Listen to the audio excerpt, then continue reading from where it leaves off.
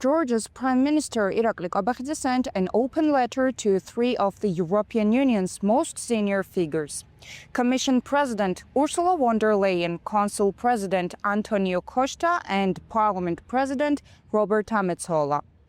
The letter's central question was, how does the EU justify what Kobakhidze called the violent dispersal of peaceful demonstrators in Copenhagen? Earlier this month, pro-Palestinian protesters blocked the entrances to the offices of a major Danish shipping company. Police cleared the site using batons and removed demonstrators by force. For Kobakhidze, this was the opening he needed, but reading context, the letter is less a diplomatic inquiry and more a strategic signal.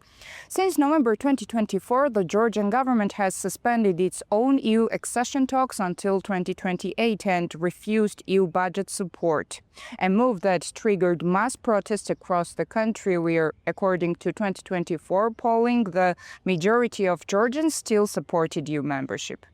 The EU, in return, has not stayed quiet. In March 2026, Brussels suspended visa-free travel for Georgian diplomatic and official passport holders, a direct response to what EU officials described as democratic erosion, restrictions on media, and violence against protesters and political opponents.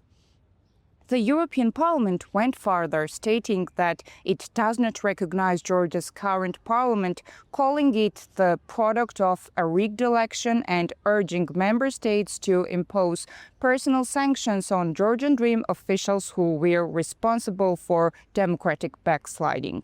Kobakhidze chose to write, not to request resumed dialogue, but to reframe the entire conversation. Opposition figure Nick Aguaramia offered a sharp translation of what the letter really communicates. In his reading, the message to the Georgian public is threefold. Brussels has already closed the door on this government, the EU's top leadership is not a legitimate partner, and Georgia does not need Europe if Europe has abandoned its own values. In other words, the letter is not addressed to Brussels, it is addressed to Georgian people, and it is preparing them for a longer estrangement. The EU has not responded publicly to the letter yet. Nini, Nikoleishvili, Tbilisi, AnewZ.